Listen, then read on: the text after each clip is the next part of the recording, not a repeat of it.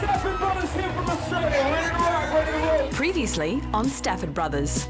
Look, being here is very important. Sometimes you just don't know who you're going to bump into. We're actually performing 4 feet to the ground. Grant Smiley, the DJ from TV Rock. We've got to meet up with Roger Sanchez. Next thing you know, your life's changed completely. Get an EP together and get it to me.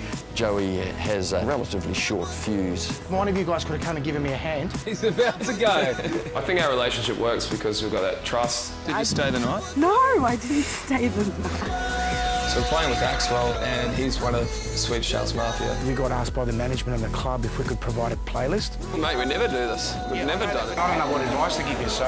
Next thing we know, we're in Belfast. For me, like, I was standing on the side of the road and I got goosebumps. You just don't know what was going to happen. Cops are everywhere and their cop cars are like tanks. I've never worn anything like this before. It's just usually brown undies. For the first time ever, what happens on tour no longer stays on tour.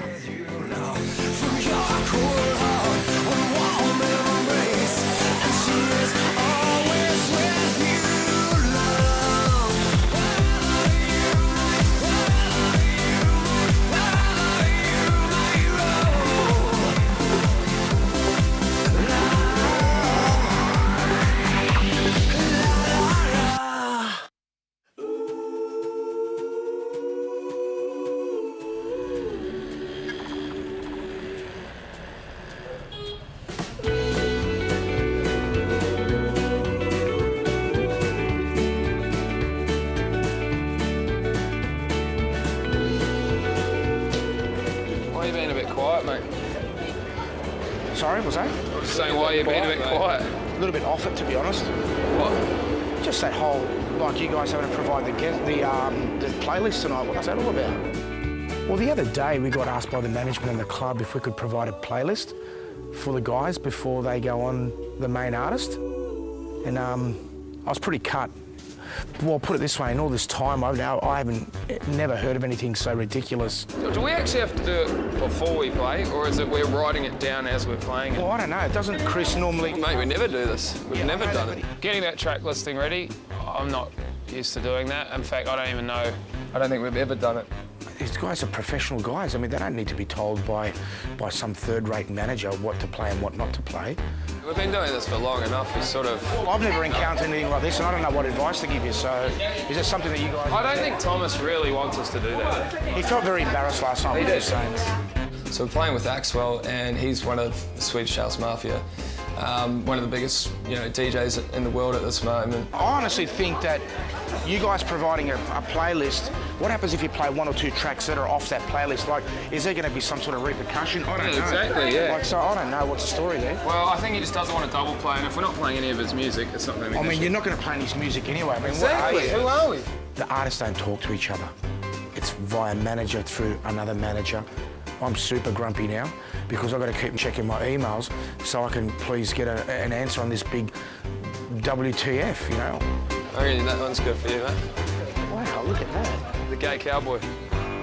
Asking them for the playlist is just like asking the fucking Colonel for his secret herbs and spices. It ain't gonna fucking happen, and it's bullshit.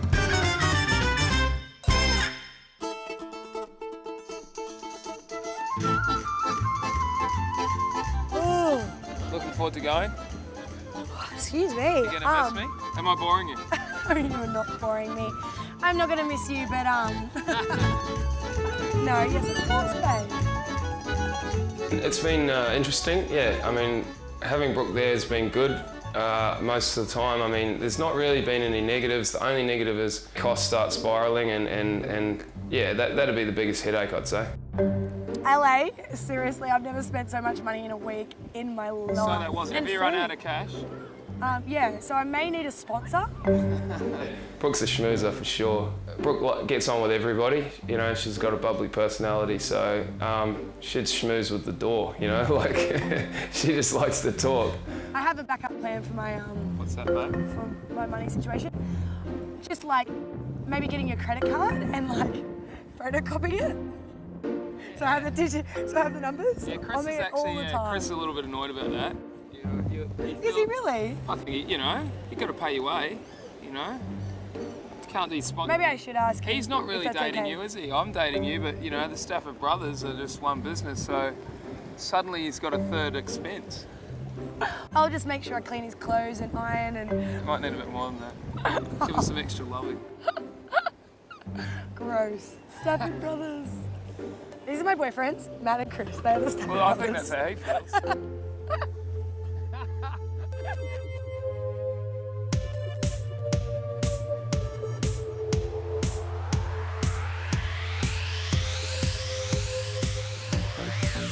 Obviously, they're not dumb enough to play one of the guys' tracks before the main artist. It's also would have reflected on me after all those emails that I sent saying, hey, we're professional, we're not that stupid, we do this for a living, we're not idiots. I think, yeah, we've done it for 10 years, I think, we've been DJing, you know what I mean? So I've done many warm-ups in my life, I sort of know what to do. We never try to be heroes. No, I just don't think that's us as people as well. We sort of respect the other DJs and I think we'll do a good job. The way the guys go and play is they look at the crowd, they feel the crowd. The crowd's got more girls in it than guys, so they'll play a little bit more girly, or if it's a commercial crowd, they'll throw more hits. If they're a crowd that are really up for it, they'll play a little bit more underground. I don't think it's that hard. I don't know what I'm going to play. Like, I just play what I'm going to play, you know, and read the crowd. I mean, obviously, I'd never, ever step on the toes of the DJ we're warming up for, so in my track listing, I could say I'm not going to play any Axwell songs, you know. I'm going to do the right thing by them and just, you know, there is nothing worse than having a guy come on and play your songs before you. So I've seen it before. We've seen it happen before. Yeah, and it's so disrespectful. We could have probably gone straight away, but we decided to stay, watch Axwell and see what he did. Can't believe you're wearing that. It's like, I think you are.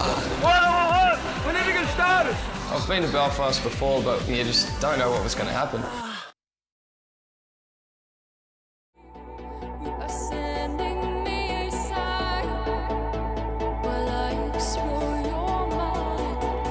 So we're playing with Axwell, and he's one of the Swedish House Mafia. One of the biggest, you know, DJs in the world at this moment. For me, it's a bit of an honour to play with him.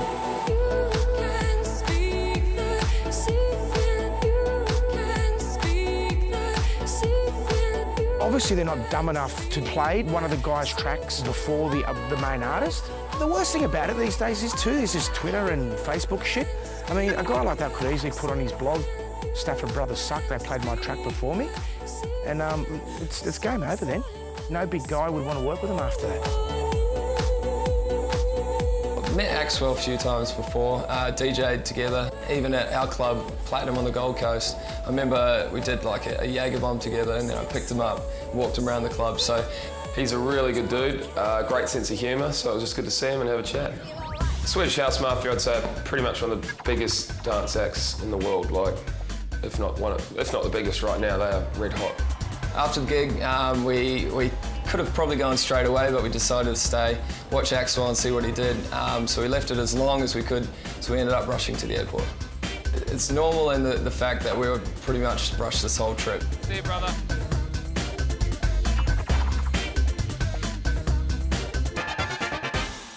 Can't believe we have to go straight from the gig to the airport.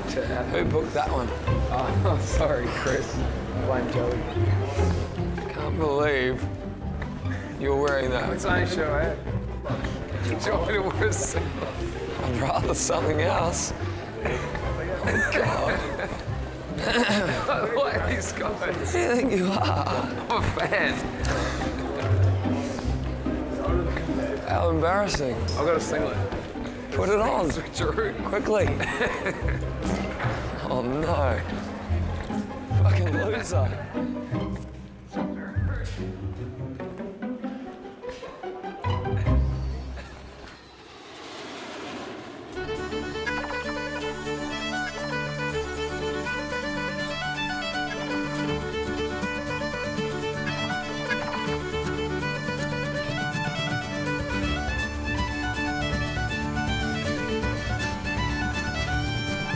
I've been to Belfast before, but we actually got a guide to take us on a tour, and I tell you what, he knew everything. Like, he is obviously very passionate about his country. in Belfast, if you walk into an area and you see red, white and blue everywhere, and you're a Catholic, you know you're in a Protestant area.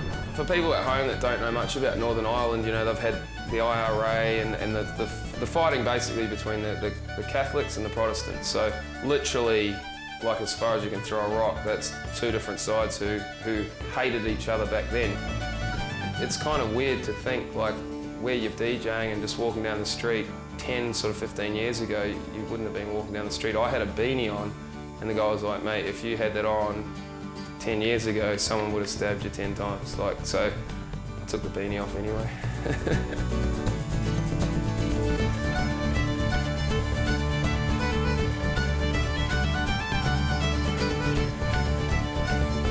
Yeah, I mean, we just hopped out by chance to look at the murals.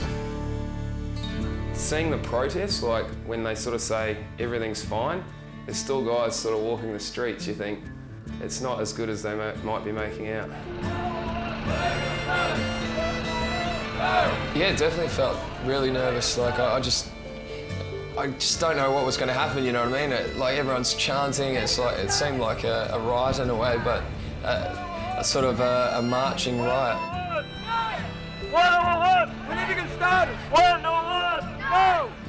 So yeah, they were asking for political recognition, and I've never seen that before. So yeah, to be in a different culture like that, it can be quite scary. It's about freeing some of the political prisoners. You know, a guy's been in jail for so many years, and he's a political prisoner, and like they're sort of saying, come on, let him out, you know, he's done his time. But for me, like I was standing on the side of the road and I got goosebumps, you know what I mean? And then as guys were coming through, they were like covering their face because of the cameras and stuff. You just start thinking like, for us, you know, we get to just fly in and fly out. But I mean, you can also sort of think how blessed we are with our lifestyle, you know, and how hard it must be for them.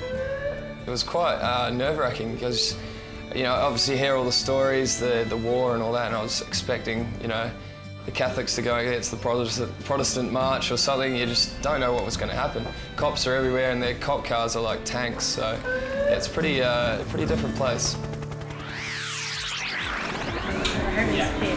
Brooke's just found out she's got a photo shoot with one of London's hottest photographers. Oh my God, I love that! Yeah, it was a little bit weird, like how many chicks were there and excited to see us. Well, I don't think she'd really care. I mean, I'm only taking some photos and stuff. But you'll put up with this, don't you?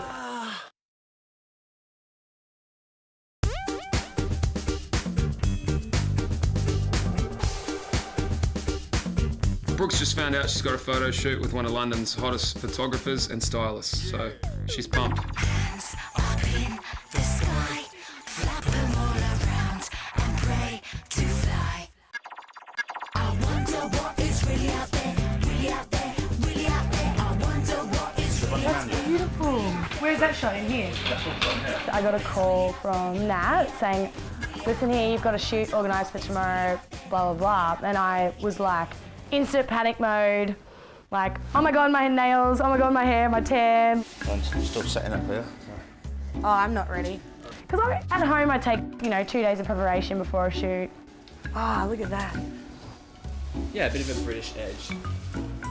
I'm so British right now. I'm so British. Nat told me that there was going to be a stylist involved, Chris Ledger, and I've heard all about him. You know, I heard he's a bit of a big deal, so I was actually kind of excited. All right, Christo, what have you got for me? All right, so what do I have for you? Right, so I think that if we do a bit of a mix. When I first walked in and I met Brooke, I thought instantly, I was like, oh my God, so Gold Coast, love her. OMG. She's just bubbly, she's fun, she's really pretty. I'm definitely wearing these. And then when I came onto set, saw the clothes, and I was just like, wow, this is amazing. Look at this number. I'm gonna be like Gaga. Gagalicious. Let's see what else we've got in this box, eh? Oh, that's cute. Wow. I like that. Wow. They're hot, aren't they? Okay, I'm stealing these. You can't have them. I'm stealing I want these. them. I was, yeah, blown away. I wasn't expecting, you know, this is it. I'm doing a shoot in London. Maybe that and just some like knickers. Yep. And some really tough boots. Oh, yes. They look hot.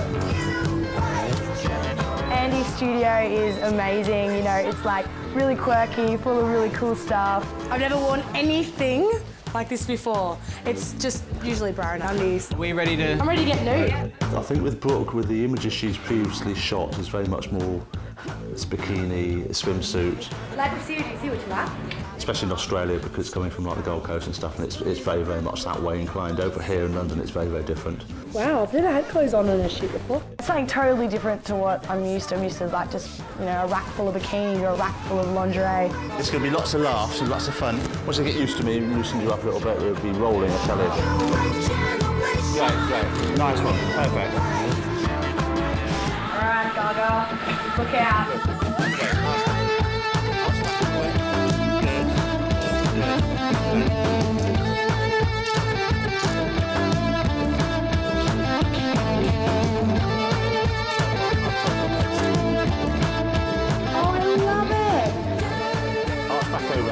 There's just beautiful garments, beautiful dresses, jackets, you know, all sorts of cool stuff. We knocked out a look that was very Chelsea, very like Sloane, a hot girl, trench coat. We did like a biker bitch. But then we went like the extreme and we went like a fashionista bitch, and she had like this asymmetrical sheer dress. We did like an urban kind of nylon kind of East End girl. Where she had like leopard print, like denim high-waisted shorts, cut off, high top bun. Oh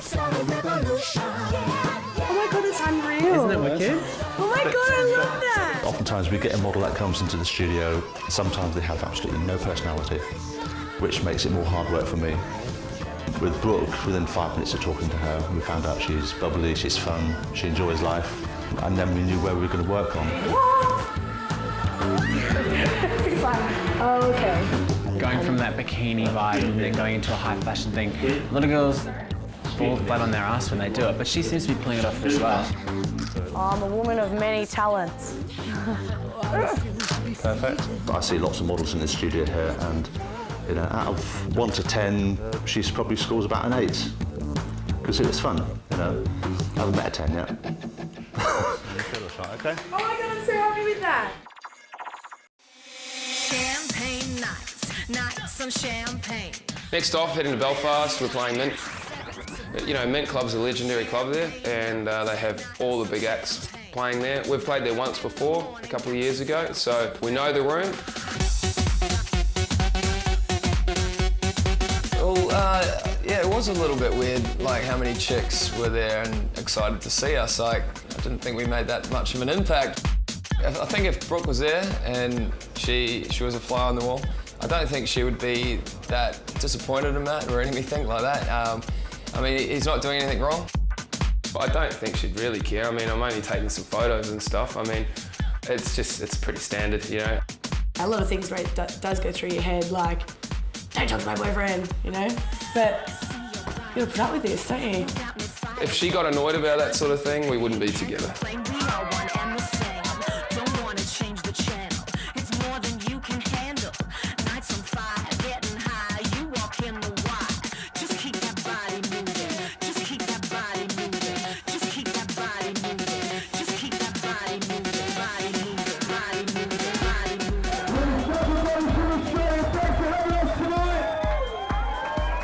Yeah, I mean, the bouncer, like, the lights came on, he's like, everybody out.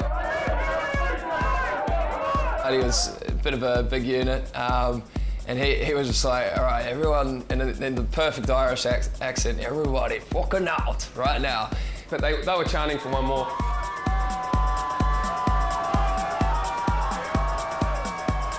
And when the manager's beside you saying it's okay, then I do what I'm told. I will say yes to 1 more, 10 more times, you know, if the crowd's up for it. And then everyone was chanting one more, so we put on another one. He was like, fuck it, hey, let's have it going.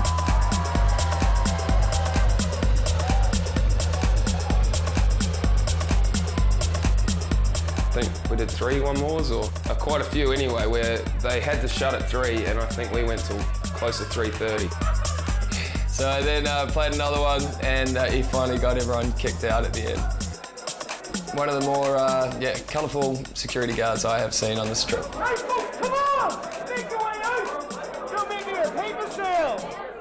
Okay guys, pleased to have on the show tonight the mighty Stafford brothers, who comprise of Chris and Matt. How are we doing, guys? Awesome. Just finished our set, so I'm very happy, to be honest. Okay, as you can imagine, I've got a couple of questions for you. So Stevie, the interviewer, He's from the main radio station there, and yeah, he just came in to do an interview. We'd wanted to do it before the show, but we had to do it afterwards just due to the recordings and stuff. But yeah, nice guy. I've done many interviews over my whole life, and I've never seen someone so shaky and nervous. I don't know what it was. Still can't do it. He had a few quotes that he wanted to say, like, this apple doesn't fall far from the tree. I just could not get it out. Happy days, the apple doesn't fall too far from the tree. Fall too far from the tree. Yeah. Happy days, yeah, apple doesn't fall too far from the tree. We can edit that one in. We were like, what was that? Apple what? Apple what? And he goes, apple fall far from the tree. He just could not get it. He still can't get it. I was saying the apple fall. I think the biggest issue was every time he mucked up this line, one of them would roast him, then another one would roast him, and I think he must have had about 10 takes. What is it? What actually is it? The apple falls far from the tree? Yes. Okay, right. Done. Apple doesn't fall far. I mean, top guy. The fact that he's stayed up till 3, 4 in the morning to do an interview with us to help promote us, you know, I mean, a lot of respect, and got to say thanks so much for that. Hi, we're the Stafford brothers. I'm Chris. I'm Matt, and you're tuned into the Apex on Cool FM. The home of house music. Are you doing that part, are you? Well, I don't know. Okay, you do that part. Fucked it up last You do time, that part. so- All right, go. You do that bit. The apple fall. Okay.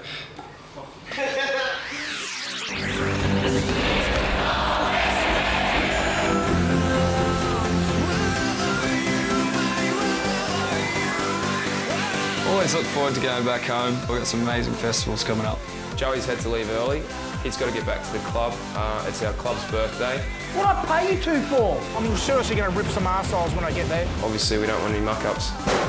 Today has been one of those days where I've just woken up to shit after shit after shit. I don't care, I want it fixed. If they don't look good, I want them in the club tonight. First you're late today, and now this shit. What's wrong with you today?